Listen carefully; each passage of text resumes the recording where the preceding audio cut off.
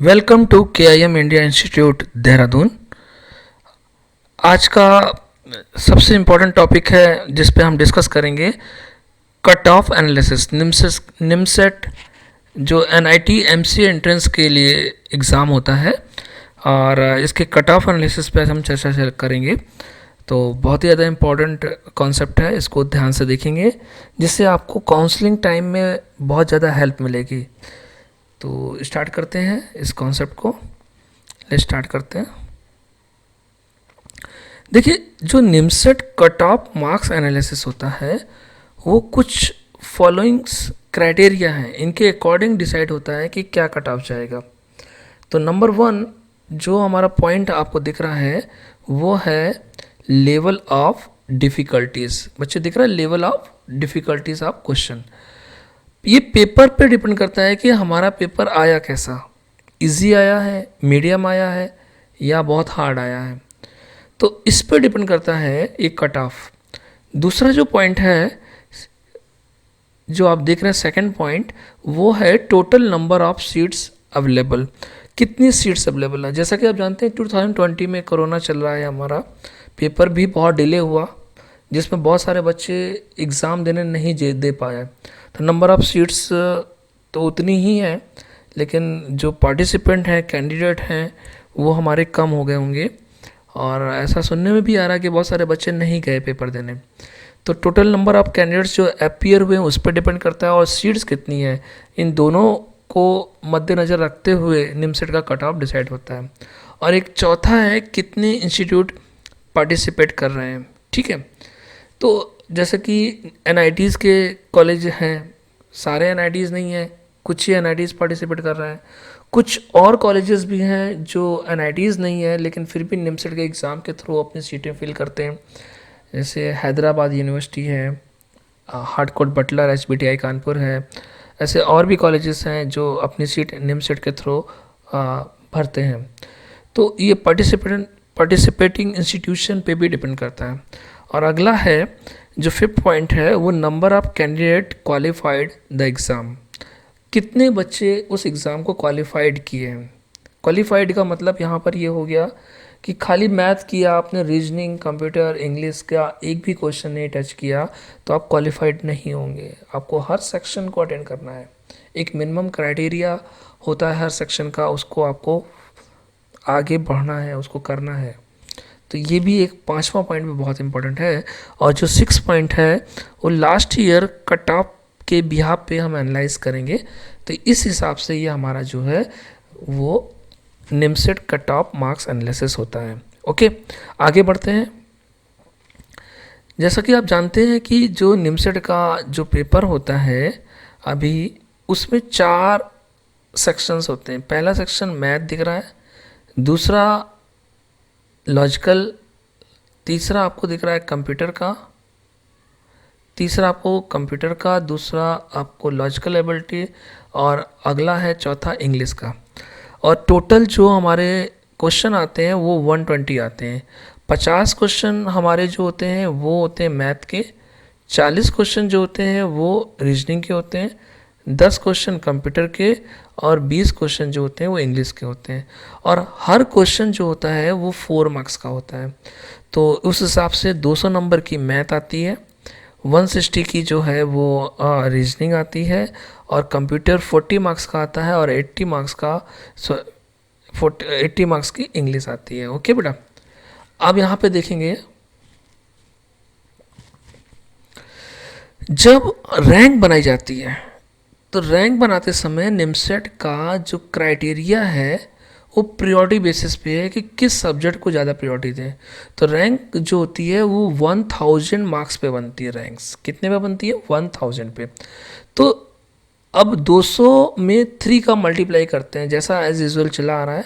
तो 600 मार्क्स पे मैथ का ये होता है हमारा, और 1.5 का मल्टीप्लाई हम रीजनिंग में करेंगे तो ये हमारा 240 मार्क्स का रैंक पे ये हमारा 240 बनता है जाके रीजनिंग का। और 2 मार्क्स का 80 नंबर का ये जो है कंप्यूटर्स होता है, और 1 का मल्टीप्लाई करेंगे तो ये हमारा इंग्लिश का बनेगा जाके। तो जो रैंक बनती है वो होती है 1000 पे, जैसा कि बच्चों का फ़ोन आ रहा है अभी एग्ज़ाम देने के बाद, उस हिसाब से मैथ का पेपर काफ़ी as usual compare to previous year काफ़ी इजी आया। कंप्यूटर का सेक्शन भी काफ़ी इजी रहा, रीजनिंग भी ठीक ठाक रही और इंग्लिश भी काफ़ी ठीक ठीक ठीक रही। तो उस हिसाब से फीडबैक आ रहा है कि जो इस बार का कट ऑफ होगा प्रीवियस ईयर से थोड़ा सा हाई जाएगा। और बाकी मैंने आपको बताया ही है कि ये सारे जो प्रीवियस ईयर के जो फैक्टर्स हैं, इन फैक्टर पे भी डिपेंड करता है कि कितने कैंडिडेट अपीयर हो रहे हैं, कितने कॉलेजेस पार्टिसिपेट कर रहे हैं और सीट्स कितनी हैं, तो इन पे भी डिपेंड करता है। तो ये सारे फैक्टर्स को देखते हुए कट ऑफ थोड़ा सा हाई जाएगा पेपर अगर इजी आया है।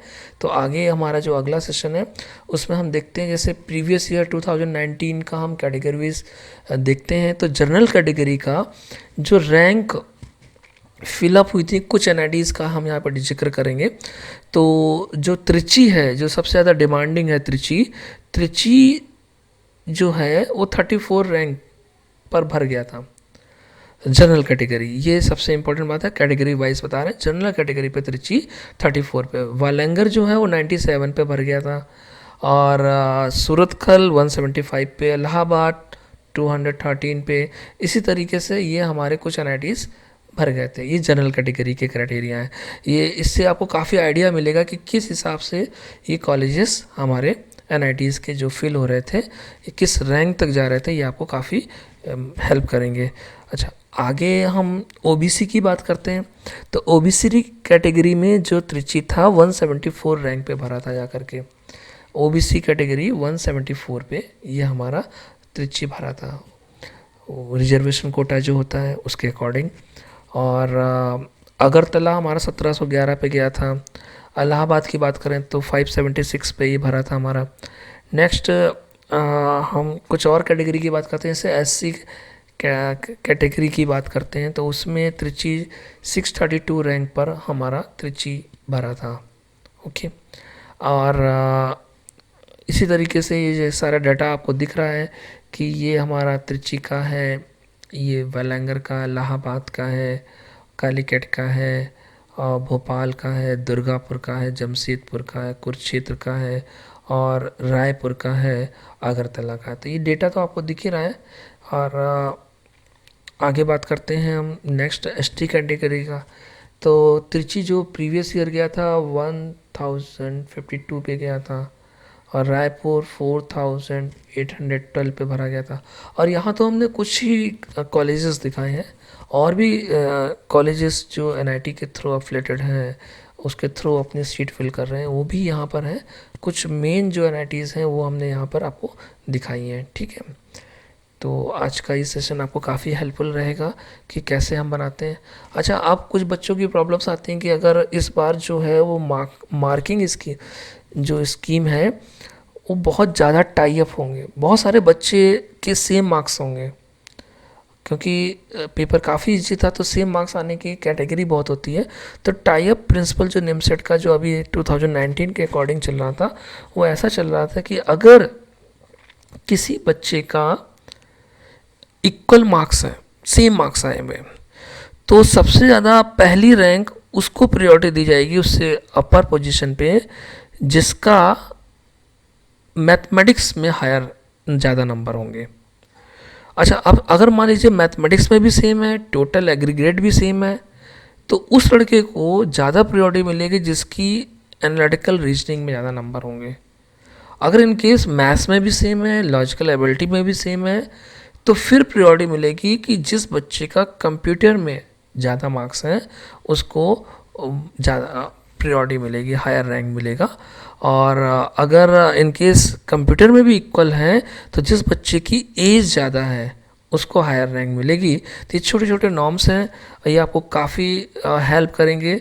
तो आज का सेशन बेटा ये काफ़ी यूजफुल रहा है और काउंसलिंग टाइम में आपको काफ़ी हेल्प करेगा और कट ऑफ प्रिंसिपल आपको समझ में आएगा। Thank you so much.